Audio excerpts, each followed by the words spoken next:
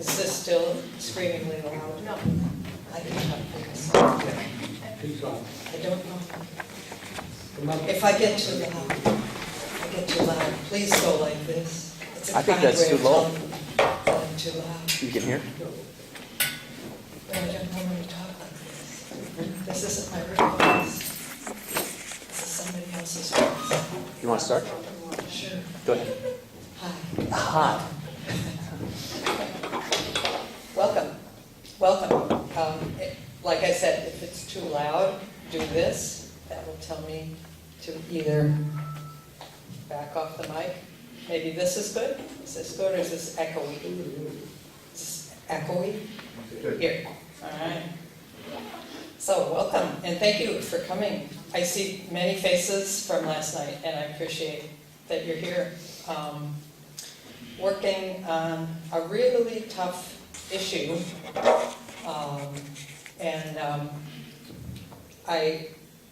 My name's Mary Hanson. I'm with Ground Zero Center for Nonviolent Action and the Fellowship of Reconciliation.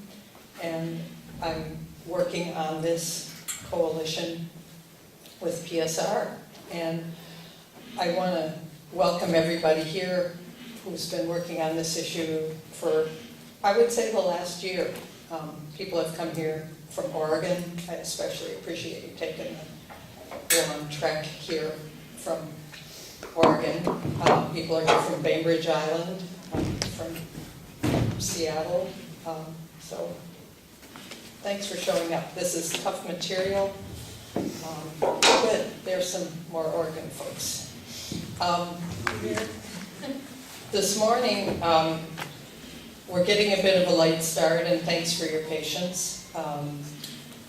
We are a coalition, and I look at it as kind of like a flower. We have the same stem, and then we branch out into different projects.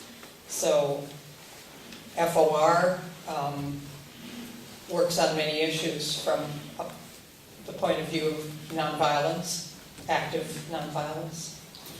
And Ground Zero works mainly on nuclear issues, especially nuclear weapons issues. But we have one issue especially that is tied into this issue.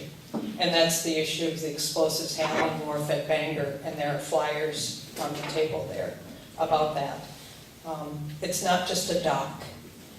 It's a place where nuclear weapons are handled day in and day out. And that's how it ties to this issue. Because what we're talking about this morning is the issue of earthquakes. We're in a very, very active earthquake region. And if they're handling nuclear weapons over there at the handling wharf, and there's an earthquake, and there's a tsunami, you tell me how that's going to be under control. I don't think so. So we have a lawsuit which PSR has been generous and kind enough to join us in at Ground Zero to try to stop the second explosives handling wharf. Because if you have two handling wharfs and there's a horrible accident at one that releases not a nuclear bomb, but it releases radiation, the stuff that's in the warheads, that causes a secondary explosion on the existing wharf. Not real safe. The details are, I won't go into the details much, but anyway, that's why we're doing this lawsuit. The second reason we're doing the lawsuit is that the dock represents, the explosives handling wharf, represents a commitment to continue with nuclear weapons ad infinitum. It does not reflect a policy of cutting back on our reliance on nuclear weapons, and that is unacceptable to us at Ground Zero as well. So that's what the tie-in is from Ground Zero, is that, in my opinion, and I think it's the opinion of all of us working on this issue, closing CGS is something that we actually can do that's really, really dangerous. So what if was we the don't. earthquake conference like for you? And The earthquake conference that Tom and I went to was amazing. There were like 600 people there from all different organizations, businesses, academics, people that are seismologists, people that are physicists, chemists, you name it, in the field of dealing with earthquakes. And the reason that I went, and pretty much the reason Tom went, was to hear what the NRC had to say. And Actually, it wasn't, I went to the seismologists, the two guys that were the dirt seismologists, not the NRC. I didn't want to even listen to the NRC. right, but in any That's a case, difference. yeah. And so we have different reports. My feeling about the NRC presenter was that she talked a good game. I mean, she talked about things that we know, that the seismic threat in this region is a significant, possibly significant cause of failure at CGS. She didn't mention CGS, she just mentioned that at nuclear power plants. But the problem was she didn't want to talk to me afterwards. She didn't want to hear from somebody who just simply wanted to say, what are our chances of closing the Columbia generating station? She wanted to chat with her girlfriends and this and that. It took about 5 minutes for her to realize it probably wasn't going away, because coming from ground zero and FOR, that's not our style. I patiently waited and spoke with her. And she basically said, we're going to set some new parameters for these plants. And it's my job to look, her name is Annie Kammerer, to look at the new risks that we see and set new parameters and regulations. And if the process that we're setting in motion plays out, then a lot of the single standing, which is like CGS, single standing nuclear power plants are likely to shut themselves down for economic reasons. So she said, basically, trust us, trust the process. But as I see the process that's gone back, what we were hearing last night, the process that's going back decades and decades and decades, there's never been integrity around this. And I did not feel from her speech that integrity was really coming into the picture. I felt like maybe some people within the system are trying to increase the integrity of the plants and of the rules, but that overall, the overall thrust of how NRC operates and what even good people within NRC are trying to do, notwithstanding that it did not make me feel like, oh good, these people are really grappling with this and we don't really have a job to do. I think we have a job to do as citizens. I think we have to draw attention to this issue, to these issues. We are more concerned now. We used to think that the main seismic threat was the Cascadian Fault and the Seattle faults, and there are about 3 different kinds of faults that we have in this area.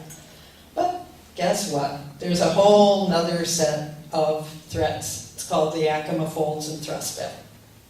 And it is under Hanford, and it's all over the place in that part of eastern Washington, and it connects to western Washington.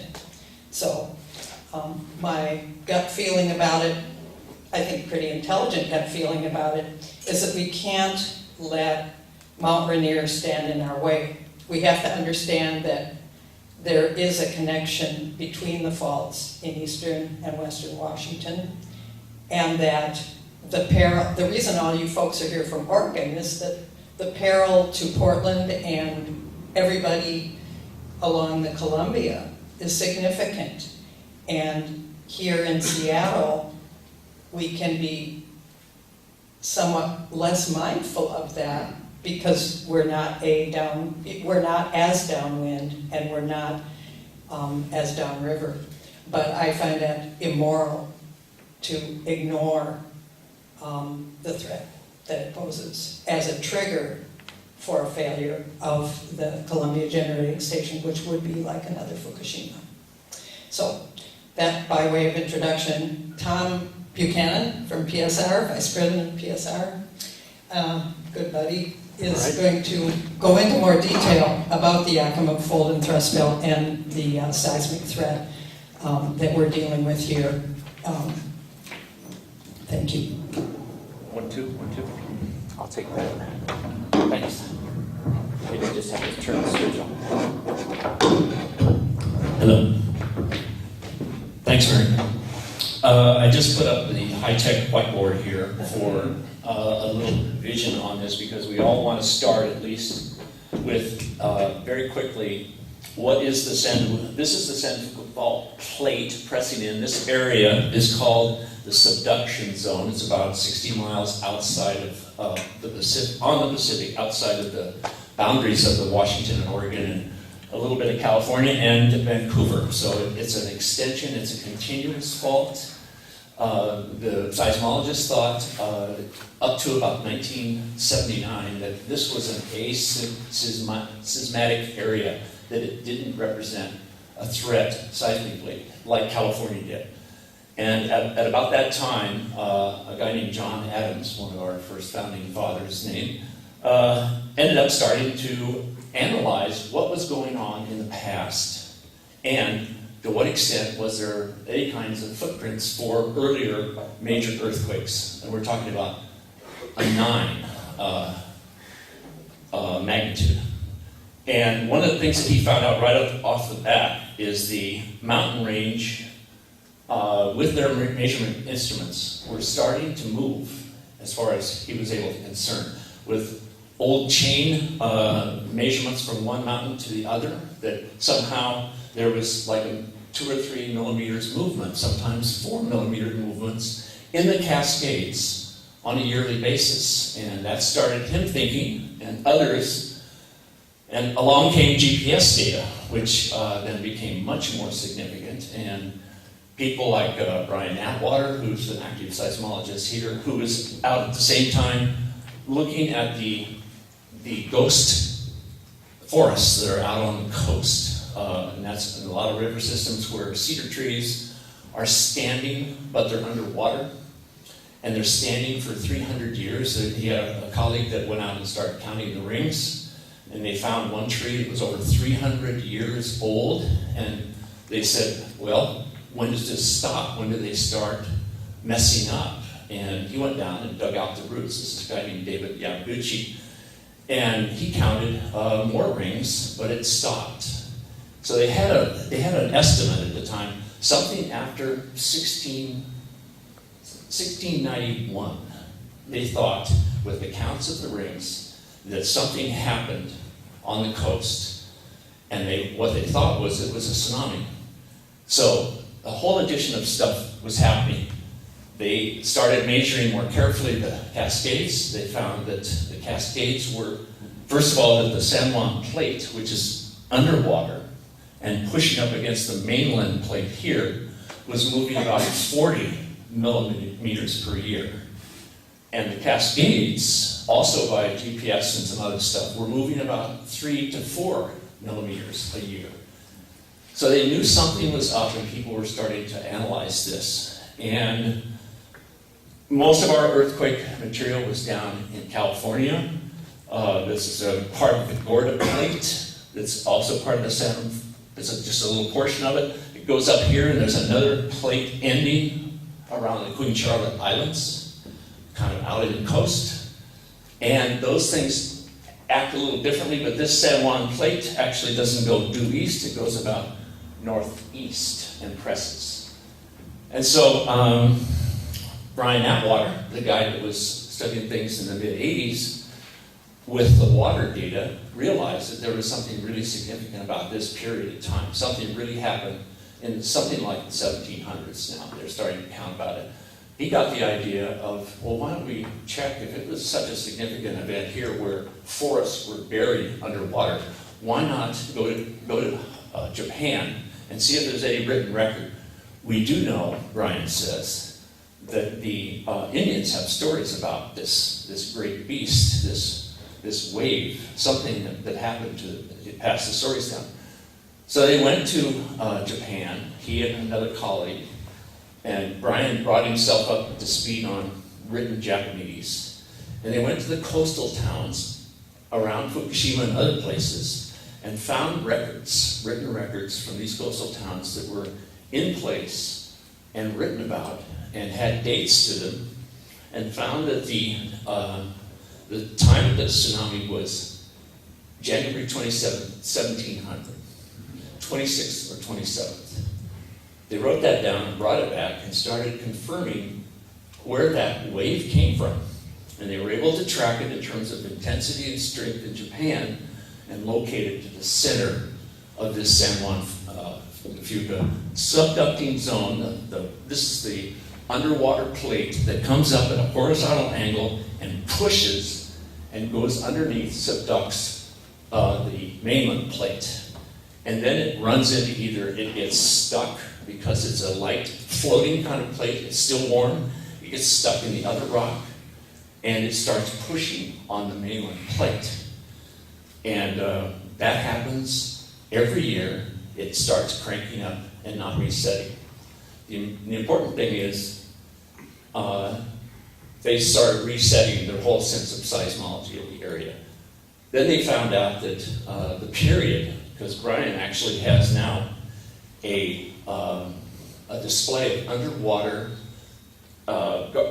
this is Atwater, spreads it out on the floor. There's pictures of it. 10 different decades, not decades, 10 different earthquakes, grade 9 earthquakes that moved massive amounts of stone and dust in the water. And he's got it down to over 10 of the magnitude 9 that's over a long period of time and is in the record now in terms of our records as well as the Japanese. So now let's move. So right now we're about 313 years into the next reset. And this is still pushing out there. And it's still moving. This is still pushing and still moving. So it's not a question of when. It is a question of when. It's not a question of it'll never happen. So now, and there were variations off that 500 time period. There were a couple of earthquakes that were 350. So now we're at 317. And I just offer that in background because it also shows how active this whole area is. This Puget lowlands area, Whidbey Island, San Juan's, also is very active. Then we've got Olympia. There's another very active session there. And in 2001, we had the Nisqually earthquake, which was what? People know what the magnitude of that earthquake was? 6.8 or 7. 6.8. That's what it was. 6.8. And it scared people. It scared people down in Pioneer Square because buildings fell apart. And it scared people in Olympia. So they started funding more earthquake research at that time, given the fact that this is not just an active zone here, but what else is it active around? And that's when a guy named Brian Sherritt hits the picture, and some of his colleagues who produced this research that Mary was talking about called the Yakima Fold and Thrust research. And what he was doing was taking the Yakima area and actually all the way to Hanford and finding what real faults there are in relation to a possible connection and maybe a real connection with the Puget lowlands, which is more active. And what they found, and by the way, they had more new measuring data, ways of measuring. One of them is called LIDAR, and it's a light infrared. It's actually a laser light beam that comes from an aircraft. They do a 3,000 feet over flight, and they do it on a grid. And the laser is then bounced back up from rock, not from trees, not from... So they sink it so that it's rock, not liquefied rock, but bedrock. And they have 4 sensors underneath on the plane, and so by the time it gets back, there's a little resolution that starts to show up that's actually measured on photographs, where the resolution shows an active fault line or when a fault line stops and when it starts up again. So it's another one of these measuring instruments these folks have that they love because it just provides so much more new information. These are the dirt seismologists. Brian's another dirt seismologist because eventually he has to get out and dig into the dirt and find where that fault condition is, where it goes, and how long is it, and what does it look like. And so they either dig, they have test wells.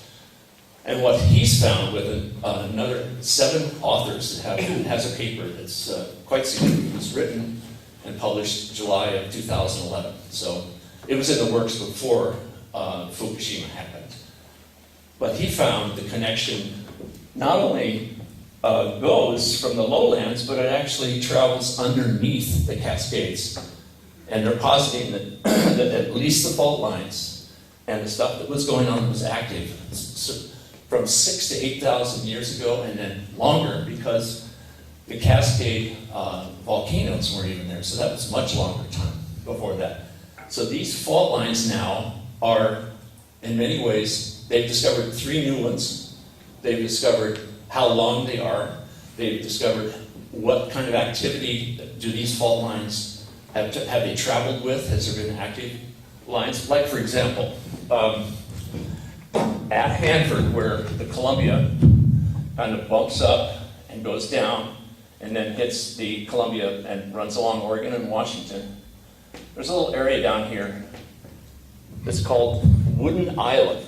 And it's about 6 miles, 5 miles from Richland. So it's in the Columbia. It's an island. Well, they found a thing called the earthquake swarm on Wooden Island, and they mention it in the piece. And I can supply all these new fault lines to you if you want to, because it's interesting that this is all happening. And they say that there was 1,000 micro earthquakes in 1 year, 2009. In this small island. And so what caused that? The micro earthquakes, there was something like 1.3. It's pretty small. But it all happened in this island. Is this a convergence with 2 fault lines? That's a possibility. They don't really know, but there is a lot, and nobody talks about it at Hanford. They don't want to talk about that. So it's just another one of those things where the information that they've come up with the technology and the research that they've done, and then they verified it by digging either core wells or their own shoveling and techniques to get down and actually see what that fault line is, as well as the stuff from LIDAR, which they confirmed is very good, plus magnetic measuring. They found a lot of fault lines. And they found some that come from Olympia over, underneath the Cascades, and some from what's called the Puget Lowlands, which is Whidbey Island, southeast traveling, goes through Yakima, and heads for Hanford. So the ridges around Hanford, like Rattlesnake Ridge, like Amatun Ridge, these have active faults in them, as far as they're concerned. They have fault lines. We don't know how much active they have, how much activity. If you expand your time dimension, that's what they have to look at. And they have limited funds, and yet they are getting some funding. They're not talking about it from the DOE. The DOE wants to know about this as well. I don't think they really want to know about this because it could be really, really dangerous. So that's it in terms of the small little discussion. I've got a few points, but let's just open it up. Anybody have any questions about what's going on with this? Chuck? Do you know anything about those earthquakes that happened last summer that were located on the Hanford nuclear reservation north of Richland, which would be locate the epicenter pretty close to where the Columbia generating station is? I haven't asked. I've talked to Brian Sherritt a couple of times, and I haven't asked him. I asked him about the swarm, that's right on the site. They also posit in this article, July 2011, that there's an active fault underneath the Hanford reservation. They don't have much proof because they can't get on them, but they can get it with magnetic data for flyover, and they can get it with this LIDAR, that there's something going on there. But I don't know those details. Another thing that's very interesting, and I wanted to end with this, but I'll just mention it. Last October 27th, 2012, does anybody remember where that earthquake came from? Remember the Queen Charlotte earthquake, Haida Islands? That took place, and it was actually a 7, almost 8 magnitude. And because there's no, it's small villages, no high rises, and there's a guy on King TV who's from Haida, he says, earthquake, earthquake, and the things are going back and forth, but nobody dies in that earthquake. And the interesting thing, and there's a show, the TV shows the magnitude of the drum's movements, the actual sensor on the drums, to reflect this roughly 8 magnitude earthquake. And then they say, and there was a reflection earthquake, and that was in East Banks Lake. Does anybody know about East Banks Lake? It's where Grand Coulee Dam is. So there's another direction. Something else is going on and they're talking about, there's a couple of articles that have been written about it. The end of this San Juan plate has a little notch in it and a little difference, so that Vancouver's had earthquakes, obviously. There's one that's been in the middle of the island, one near down at the main, at Victoria, there's been one there. I don't know what the years are, but there's 2 major ones that are like at least 7. But this little area in here is notched over, and then somehow, they haven't studied it as far as I know, I don't see the literature on this, there's a connection with East Banks Lake. And it was half the size. It wasn't as large. But we're talking about if the fault lines are continuous, one of the other things that they're able to say is that energy, earthquake energy, is stored along those fault lines. That's where a lot of the energy building up takes place. Or if you're in a mountain chain and the fault lines are underneath, traveling at a different, more easterly, that starts to push things when they can't follow a fault line. So there's some basics. That's why a longer fault line that's measured is more dangerous. That has a chance of setting off because it's storing up energy. And San Andreas is like that. It's a longer one. So it's just another thing that we need to start. Has there been any research done on that connection? Not yet, as far as I know. But it's certainly serious because we're talking about dam failure now. And we're talking about Grand Coulee, and that would affect Hanford incredibly. And they were concerned. TV was set that out, and they asked the man who was the state representative at that point, and he said, well, yeah, we're also worried about an area that's down about here. We want to look at that. He didn't go into any detail.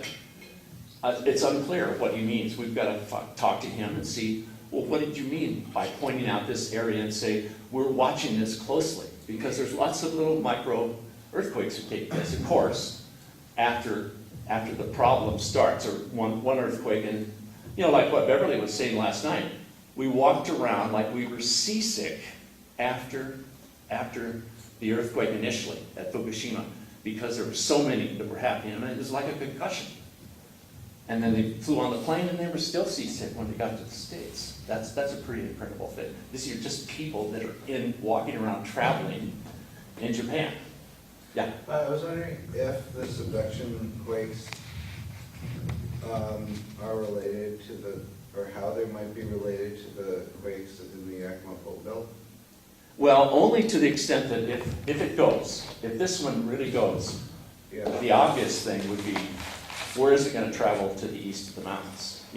Along which kinds of fault lines? Maybe both, maybe 3 major fault lines. And only 2 that Brian Sherrod and his 7 colleagues have covered are the ones in Washington State that have gone across. They haven't covered up here. They don't know about this yet. And I didn't ask them, so we don't know. Warren, you got any comments about this? Well, it's really pretty worrisome as far as the evidence is pretty heavy right now.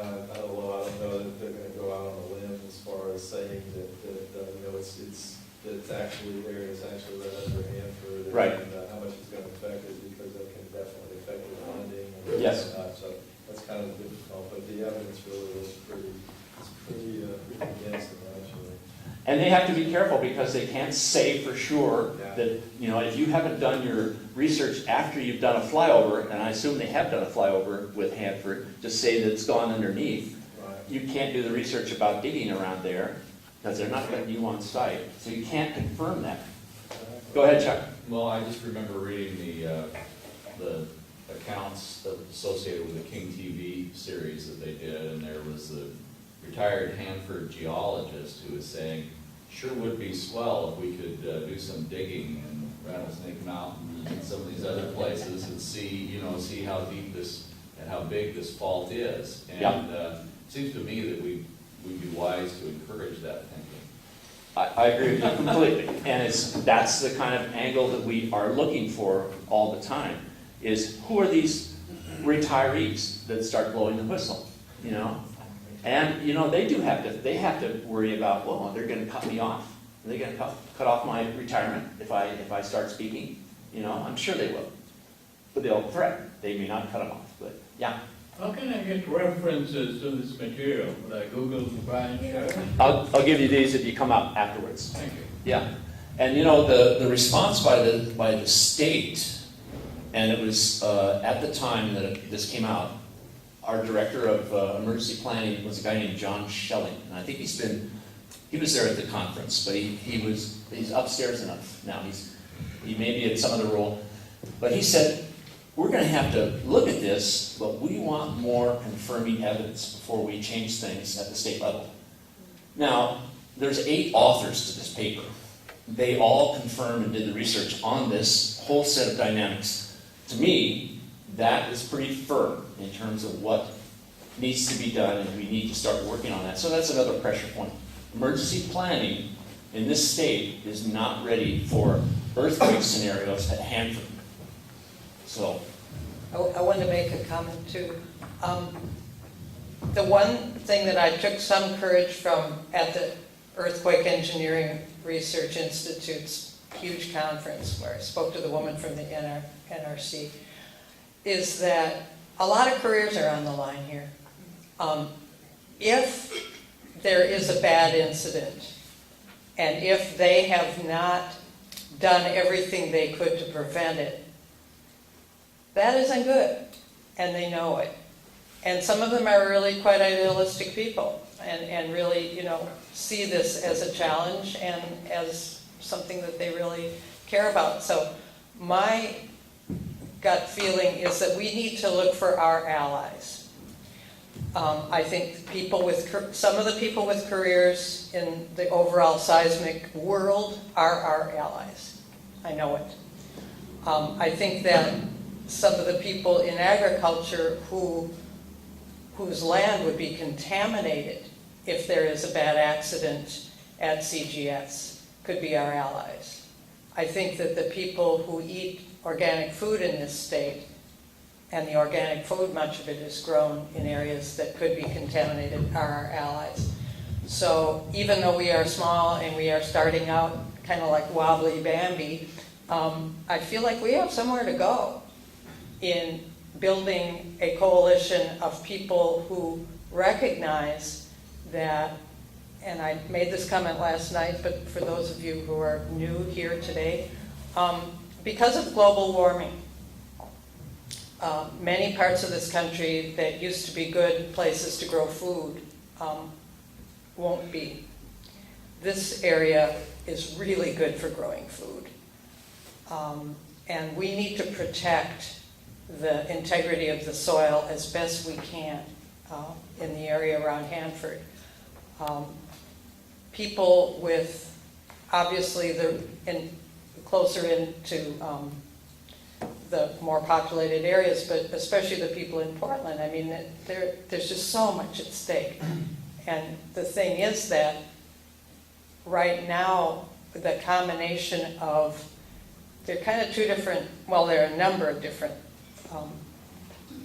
important, I don't know, I'm calling them vectors for better one. I hope you all took high school physics and chemistry. But important vectors are public policy folks who think, we don't want to scare the public, we don't want to panic the public really doesn't want to know about this, and that sort of stance.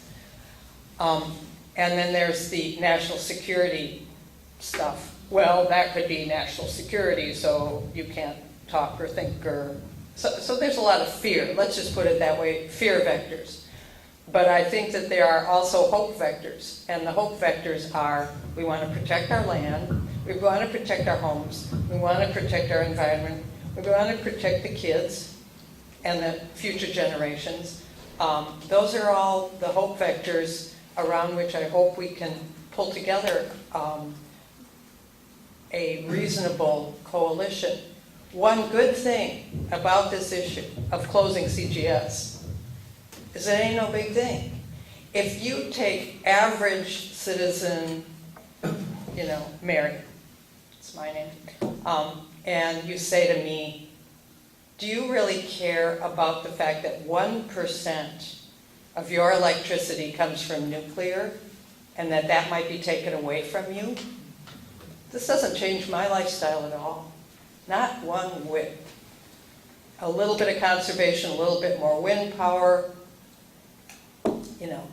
makes up for it very easily in this state. Yeah, but So the idea that somehow the citizenry has a deep need for this nuclear stuff, I think is something that we can deal with. But the problem is that nuclear has been sold as something that's part of the solution to global warming. So it's been sold as something that's probably safer than what we know it really is. I think another thing that's really important to get out, and we've had a lot of experience within this group too, that really the NRC and the DOE, but especially the NRC, if we're talking about the reactor, is a captive regulator. They don't act. They don't require. They don't shut things down.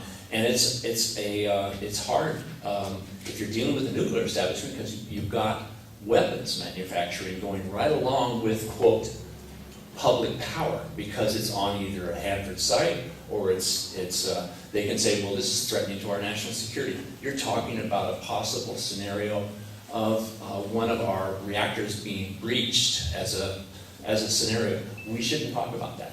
We shouldn't talk about that because this is national security. We don't want to give anybody any ideas. Well, guess what? They already have ideas about this.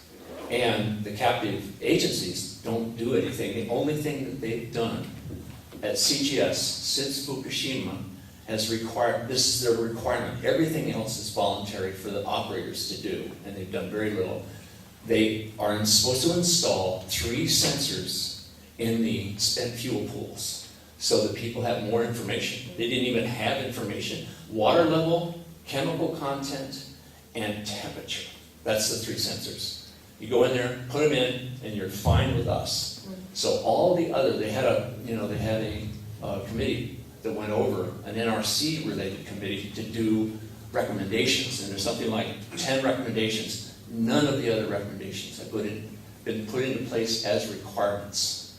That's a captive agency, and the DOE is also a captive agency. We see that at Hanford all the time. A minor point, but really important in terms of you have to kind of, okay, here's how we can focus our energies, basically. That's a real important thing. Any other comments? Anything else? Yeah, go ahead. Let me draw the lines and see if you agree. Okay, so I forget what year the CGS was built, but it was built a long time. Finished in '83. It started online. It was late '70s. The design was finalized well before they realized the magnitude of the threats of the subduction quakes. They had no idea that there were going to be regular magnitude 9 quakes. They had a lot of ideas about the actual inadequacy of the engineering model of the actual design of the containment. Okay, right. Yeah, but at that time, and so what the lady at NRC may have said, and this might be a point for us to push, is that they're going to have to do some seismic retrofits to the plant. Because she didn't say a thing about anything concretely. No, I know nothing concrete, but this is the way that I'm interpreting that. Well, unfortunately, I wish she had said that. That would have made me feel way better, but Chuck?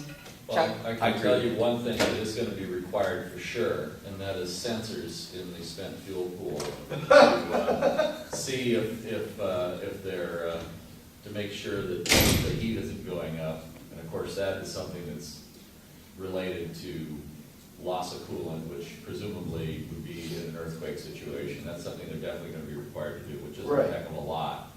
But, didn't you say that her indication to you was that it was going to be, these plants were gonna have to prove themselves on a case-by-case basis? They weren't, that you, it didn't sound like they were gonna do it in a rule, a specific rule, but they're gonna look at each plant, case by Again, case. I wish she had. The positive things that came from her talk were that they were looking at some factors that they hadn't used before, that they were changing their model to reflect some realities that they hadn't taken into account before. You know, But she the- mentioned defense in depth. That's as far as I heard that she Yeah. even went, which is a standard model where they throw things in the middle and say, okay, this is going to be our defense in terms of a problem. We're going to tweak that model. That's what she kept talking about. Yeah, and the other part is that most of this stuff is after the fact. Now, my position, and I think our position is, before the fact, let's take that stuff and put it in dry cask storage. Dry cask storage. That is the safe way to deal with CGS. It's not to make it earthquake, to do earthquake retrofits to what? I mean, the way these plants are built, the engineering of them, I mean, the idea that somehow you could easily retrofit these plants, I think is an illusion. It's really, I mean, a 9, hello? Well, Any other but questions? Go ahead. it's- yeah, Let's nobody's have- talking about a 9 magnitude quake at Hanford. That's a 9 magnitude quake going to be off the coast. I Well, don't know what the magnitude of quakes, and they would be on a completely different fault system. They'd be on the Yakima fault system or some other undiscovered fault system. They're not going to be on the subduction earthquake. Maybe there's some trigger between the subduction quake and these other faults that are going through the Yakima fault belt. But whatever it is, the risk is definitely, the knowledge of the risk and the magnitude of the possible quake. Current knowledge says that it's a lot greater than in the late 70s when they were designing the plant and they were setting the design goals there. Now, to me, that seems like a good place to start exerting a little bit of leverage that, hey, what are you guys going to do? How are you going to, what is the new design level that you need, that you feel the need to, and they're going to have to do some retrofits. They're not actually going to be putting new rebar into the buildings or anything like that. But they're going to have to make, one would think, they would have to make at least One some. would think, one would be wrong, unfortunately. but Okay. if they haven't done it, and it's like it's 2013, we had it in 2011, 2 years later, Yeah, there's. they have the Yeah. 3 sensors, that's it. Yeah. And they have, the other thing they're doing now is voluntarily, they're putting equipment that supposedly is going to be they're able to deal with an emergency loss of water. But the equipment is just sitting around out at the reactor site. It's not hooked up in a lot of cases. They just brought some stuff in that looks good. They're not responding, because they're not required to any of these upgrades that might cost them money. I think we should break, talk some more. Maybe one maybe get more some time. tea This water. guy's had his hand up for a while, and if there's anybody, just short comment. I think I can speak with a little bit of authority on this stuff because I'm a structural engineer and I Right. deal with earthquakes and stuff like that. Just a little bit of the background on the history of earthquake design in the United States.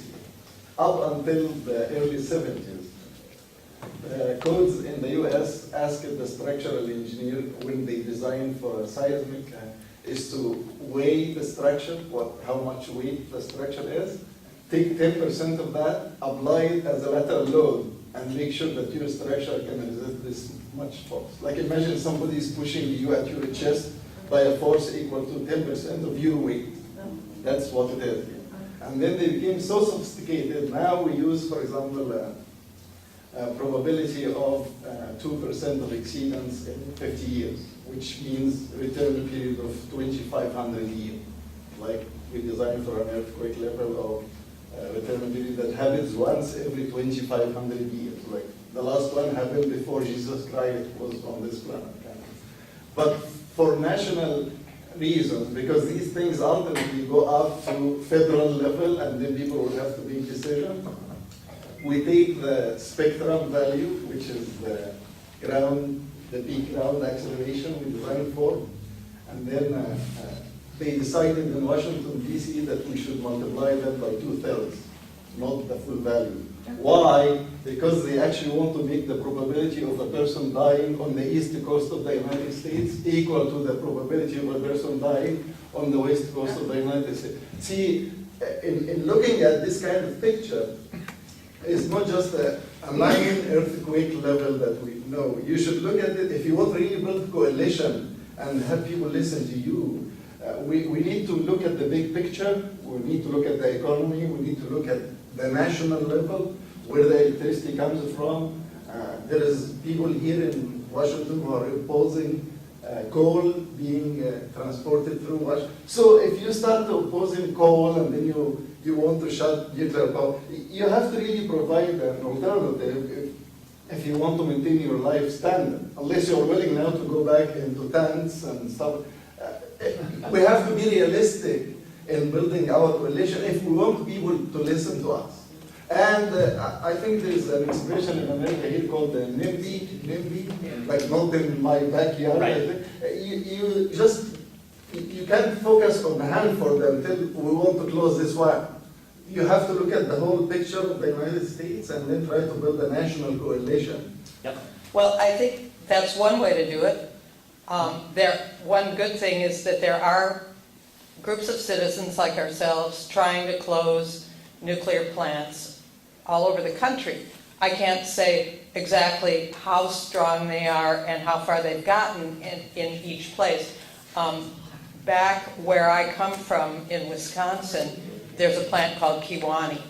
Now, Kewaunee has shut itself down because it's not financially viable to operate it. And when I talked to this woman from the NRC, Annie Kammerer, she mentioned, well, Kewaunee's shutting itself down. I said, yeah, that's great. So there will be some of that. There will be some of these standalone plants that are just not economical. They don't pencil out, basically. But here we've got earthquakes. Other places they got tornadoes, hurricanes, you name it. I mean, it's important to me from a spiritual level to say humans created plutonium and called themselves God. This was a huge mistake by humans. Humans have to unmake this mistake. We have to take responsibility to reverse that. Another way you can look at that is Martin Luther King. He said, and I'm not saying this with total accuracy, scientific power has outrun spiritual and moral power. You know, that reality is something that we have to deal with. This is one manifestation of it, but the downside of all of these things, whether it's at the Bangor base or whether it's over at Hanford, is that hugely catastrophic results come from really minor human error or earthquakes. Does anybody else have a question or any response? Yeah. Have there been studies about the fault lines in regard to the Columbia River dams? I know there was one dam that the irrigators in the Yakima Basin wanted to Black Rock, and it was stopped on size because of the seismic risk. You know, there is one. It's mentioned at the there's a Union of Concerned Scientists. David Lockbaum has looked at it, and it's a 25 page study that identifies something like 25 reactors. It's more than that, Yeah. and it's all redacted. It doesn't say anything. Go ahead. Yeah. Paul Goldstein actually Oh, good. is You've got it. responsible for getting that redacted document. He FOIA'd it, and he's going to be talking in the next group. Fantastic, and talk about that a little bit, Paul. Just the whole machinations for it would be great. Great. So What are else? we at break? Yeah, we should. There's some tea and coffee available. There should be some food coming in. But thanks, and we're going to set Thank up for the panel at 10 o'clock, which is 3 minutes.